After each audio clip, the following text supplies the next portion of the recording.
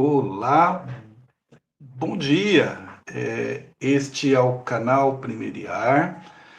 Esta é a meditação das primeiras horas. Deixa eu aqui posicionar melhor aqui, ali no fundo, ali meus livros, minhas bugigangas. Essa transmissão, essa meditação, ela está sendo gravada. Hoje é sexta-feira, 1º de maio, mas vai ao ar no domingo, dia 3, na ideia de manter a perspectiva da meditação.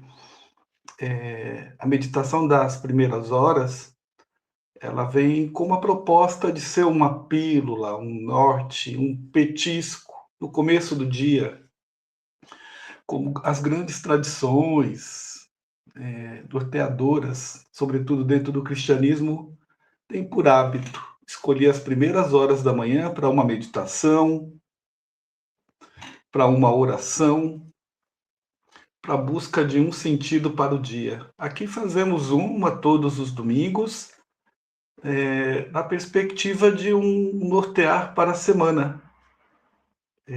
Elas são transmitidas aqui no canal Primeiriar, e a única coisa que eu sempre peço, isso é um trabalho voluntário, na verdade um diálogo, um cuidado, um compartilhar de ideias e de espiritualidade com os amigos, né? Essa meditação, ela não tem nenhuma pretensão de alcançar muitas pessoas, mas ela pode ser compartilhada. Então, se você encontrar essa meditação e gostar dela, você pode dar um joinha aí no canal do YouTube, porque isso me aumenta a capacidade de transmissão.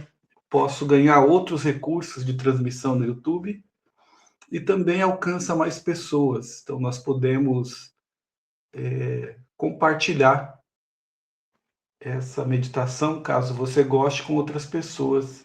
Existe também uma série de pequenas meditações lá no canal, de diferentes momentos e de anos diferentes, né? Elas estão ali disponíveis. Meu nome é Márcio Dionísio Inácio e eu compartilho essa meditação. Ela toma como norte sempre um texto litúrgico da liturgia cristã católica, mas buscando uma perspectiva mais humanista. Eu peço desculpa a vocês que estão vendo, porque provavelmente sempre vai haver algum barulho de carro, de ônibus, porque são os barulhos aqui de onde eu moro e são os barulhos da vida, né? Nós não saímos para meditar no deserto, né, nos monastérios, nós saímos, nós não, na verdade, nós permanecemos onde estamos e tentamos manter a calma e o pensamento ao meditar. Mas eu já me alonguei demais aqui nos preâmbulos e eu quero entrar na meditação desse domingo. O texto de referência, o texto que será lido, né, nas comunidades cristãs católicas, é um texto retirado do Evangelho de São João, no capítulo 14, de 1 a 12, caso alguém queira depois conferir. E o que se passa nesse texto, né, só ilustrando, Jesus está ali preparando os seus amigos, os seus seguidores, os seus discípulos para a partida dele, né?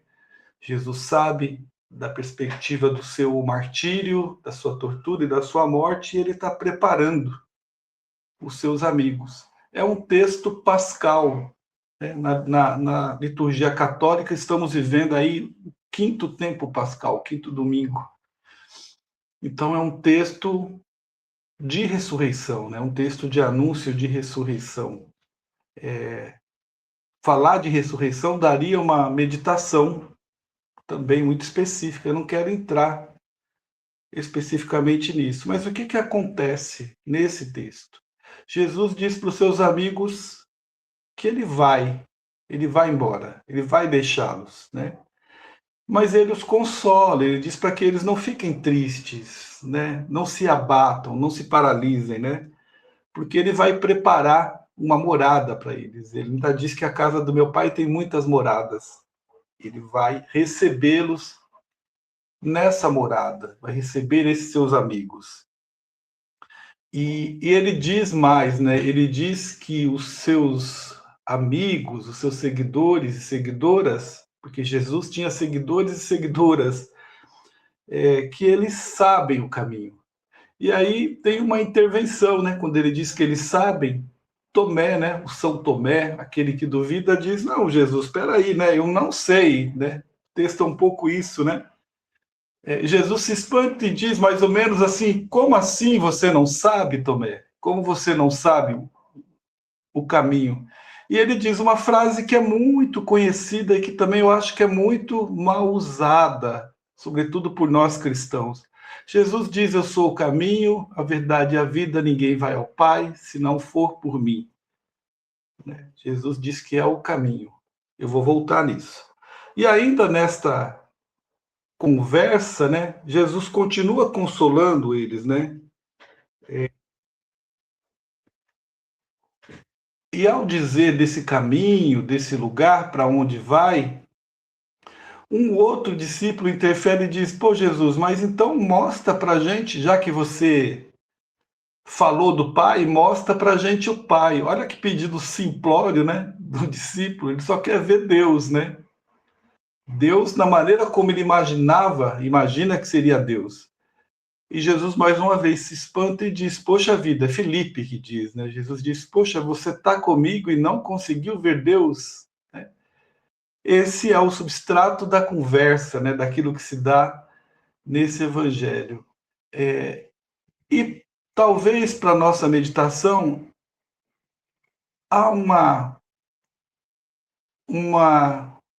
algo importante a ser considerado: a ideia de caminho, né?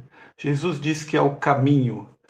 E na etimologia desta palavra caminho, né, a origem vem de uma palavra grega que quer dizer rodós. Rodós, rodós é caminho e rodós é método, jeito de fazer as coisas, jeito de caminhar. O caminho necessariamente não é um caminho feito, é um caminho que se aprende a fazer. É o método, o jeito de fazer o caminho. Jesus diz: eu sou o caminho, né, que leva ao Pai. As minhas ações apontam Deus. Tudo isso para que fique com a gente uma questão que é: se Jesus é este caminho, é esse jeito, quem é Jesus? Quem é este Jesus? Eu acho que a gente tem que se perguntar. E nesses tempos em que vivemos, de muita idolatria, idolatria é aquilo que parece, mas não é, a gente também deve se perguntar o que não é Jesus nesses tempos. E Jesus, muita gente diz que Jesus é muita coisa que Jesus não é. Jesus não é rancor, Jesus não é punição, né? Jesus não é condenação, Jesus não é julgamento, né? Jesus não é severidade, Jesus não é negação do corpo, Jesus é amor, Jesus é acolher o vizinho, Jesus é, mesmo que difícil, aguentar as diferenças, mesmo que difícil aguentar aquele que te espizinha, ou talvez encontrar forças para que esse não te espizinhe tanto, mas na misericórdia, na graça, no cuidado, no diálogo, no entendimento.